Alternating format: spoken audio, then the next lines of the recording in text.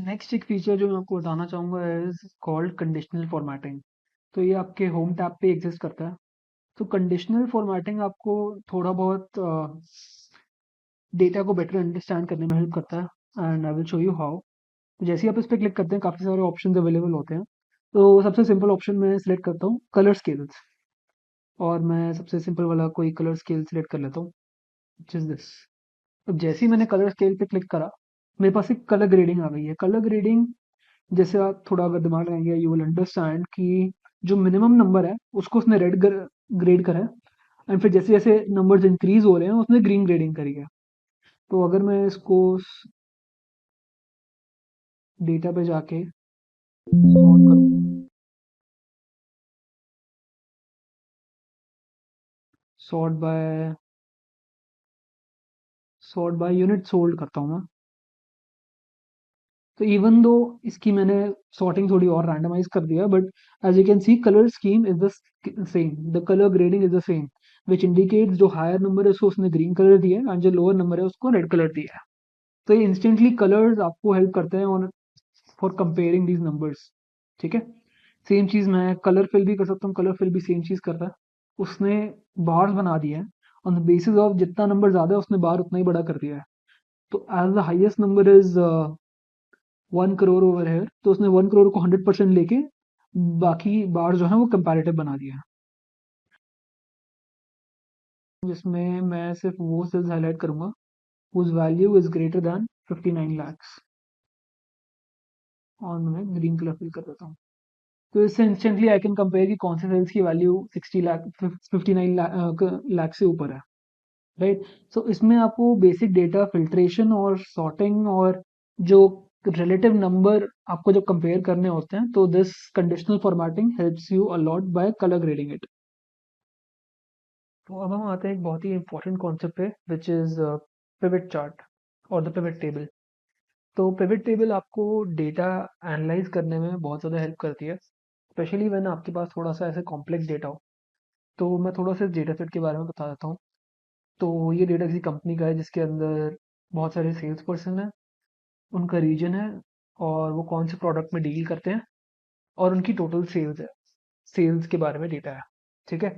तो अब मान लो हमें किसी रीजन के बेसिस पे हमें कुछ स्पेसिफिक डेटा देखना है कि किस रीजन में ज़्यादा सेल्स हुई हैं, कम सेल्स हुई हैं, या फिर किस प्रोडक्ट की कितनी सेल्स हुई हैं, या फिर किस सेल्स पर्सन ने कितनी सेल्स करी हुई हैं। वो इस डेटा को बस देख के बताना बहुत मुश्किल है। तो इस डेटा को एनालाइज करने के लिए हम पिवट टेबल यूज़ करते हैं। तो पिवट टेबल यूज़ करने के लिए सबसे पहले ऑब्वियसली पूरी हमने डेटा सेट सेलेक्ट करा है। फिर इंसर्ट पे क्लिक करके हम पिवट चार्ट पे क्लिक करते हैं।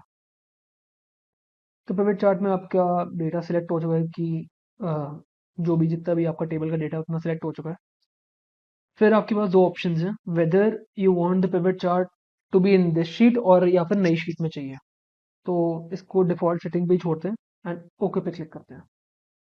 तो अब आपके पास एक नई शीट खुल गई है जिस पे आपकी सारी पिवट चार्ट बनेगी। ठीक है। तो पिवट चार्ट को बनाने के लिए मेरे पास ये अपने सारे कॉलम्स हैं एंड कुछ यहाँ पे ऐसे एम्प्टी फील्ड्स हैं जिसके अंदर मुझे अपने कॉलम्स ड्रैग करके डालने हैं। तो सबसे पहले मैं ये डिसाइड करूंगा कि मेरे को किस टाइप के फिल्टर चाहिए। तो हो सकता है कि मेरे को अपनी सेल्स रीजन वाइज देखनी है। ठीक है, कि मेरे को किसी स्पेसिफिक रीजन की सेल्स कितनी है या फिर सारे रीजन की सेल्स कितनी है वो देखना पड़ सकता है। तो मैं रीजन को सिलेक्ट करके फिल्टर्स में डाल देता हूँ। ठीक है, फर्स्ट स्टेप। सेकेंड स्टेप ये भी हो सकता है कि अ, मैं अपनी सेल्स को एक प्रोडक्ट पॉइंट ऑफ व्यू से एनालाइज करना चाहता हूँ कि किस प्रोडक्ट की कितनी सेल्स है, मुझे वो चीज़ देखनी है। तो मैं उस केस में प्रोडक्ट को भी डिफरेंट डिफरेंट प्रोडक्ट्स को भी सेलेक्ट करके देखना चाहता हूँ कि कौन सा प्रोडक्ट कितनी सेल्स है उसकी और कौन सेल कर रहा है। तो इस पर्पज से मैं इसको भी फिल्टर्स में ही डालूंगा। ठीक है, तो ये दो मेरे फिल्टर्स हो गए। और बाकी जितने भी कॉलम्स हैं मैं उनको एनालाइज करना चाहूंगा। तो मेरे को सेल्स पर्सन एनालाइज करने हैं, उनकी यूनिट सोल्ड एनालाइज करनी है, उनकी उनके प्रोडक्ट का यूनिट प्राइस को एनालाइज करने की नीड नहीं है क्योंकि वो कांस्टेंट है, और टोटल सेल्स एनालाइज करनी है। ठीक है। तो जैसे ही मैंने इनको क्लिक करा ये सारा डेटा मेरे सामने आ गया। अब इस डेटा को मैं रीड कैसे करते हैं वो समझाता हूँ। तो अभी इस केस में सारे रीजन और सारे प्रोडक्ट्स ले लिए गए हैं एंड मेरे पास जो भी सेल्स मैन है उसकी नंबर ऑफ यूनिट सोल्ड और टोटल सेल्स आ चुकी है।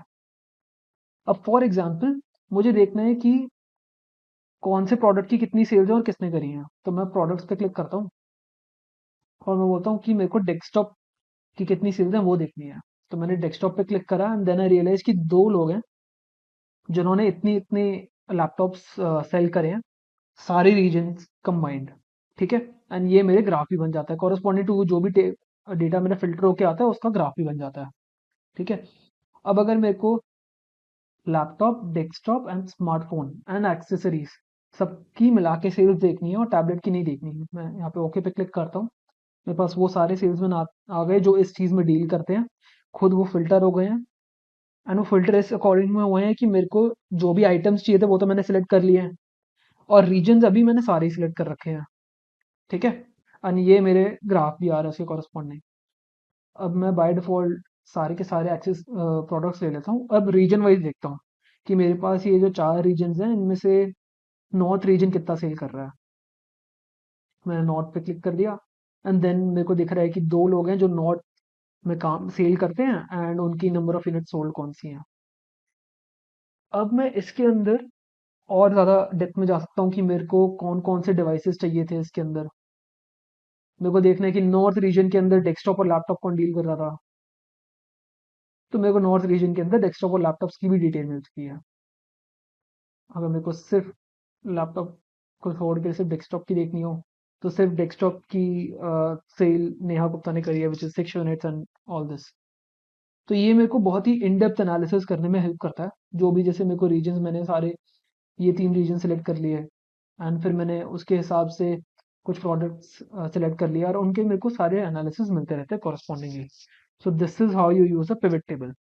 एंड अगेन जो भी सारी चीज़ें हैं once you try them out you will always gain more clarity कि इन टूल्स को कैसे यूज़ करते हैं और कैसे। सो अब जब मैंने आपको data manipulation, data visualization and data entry and formatting सिखा दिया है, अब बस फाइनली हम देखेंगे कि एक एक्सेल शीट को हम प्रिंट कैसे कर सकते हैं। Now the problem with printing is कि हर बार ऐसा नहीं हो सकता कि सारा का सारा डेटा एक शीट में फिट आए या फिर उसकी जो फॉर्मेटिंग है वो कैसे ठीक करनी है वो मैं आपको बताता हूँ।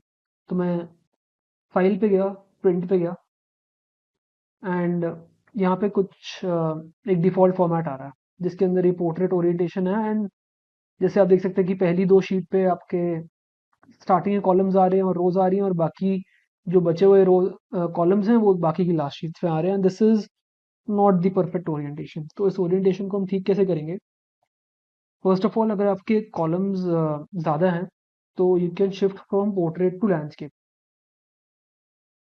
तो सारे के सारे कॉलम्स ऑटोमेटिकली आपके फिट आ जाते हैं normally, but this is what you do जब आपके कॉलम्स बहुत ज़्यादा होते हैं तो आप लैंडस्केप ओरिएंटेशन में शिफ्ट करते हैं। उसके बाद there is an option of scaling. तो अगर आप नो स्केल करते हैं तो आपकी जो नॉर्मल एक्सेल शीट होती है उसी के साइज़ की प्रिंटिंग हो जाती है एंड ये बहुत बार एफिशिएंट नहीं रहता बिकॉज नॉर्मली एक एक्सेल शीट में बहुत सारी रोज होती हैं और उससे आपकी नंबर ऑफ शीट्स बहुत ज़्यादा बढ़ जाएंगी। तो अगर आपको एक ही पेज में सब कुछ फिट करना है तो आप fit sheet on one page पे क्लिक करिए एंड ये ऑटोमेटिकली सब कुछ अलाइन करके ये डेटा छोटा कर देता है। तो ऑब्वियसली इससे क्या होता है कि आपके जो टेबल है वो पूरी फिट करने की कोशिश करते हैं एक शीट में, जो फॉन्ट साइज बहुत छोटा कर सकता है इस केस में।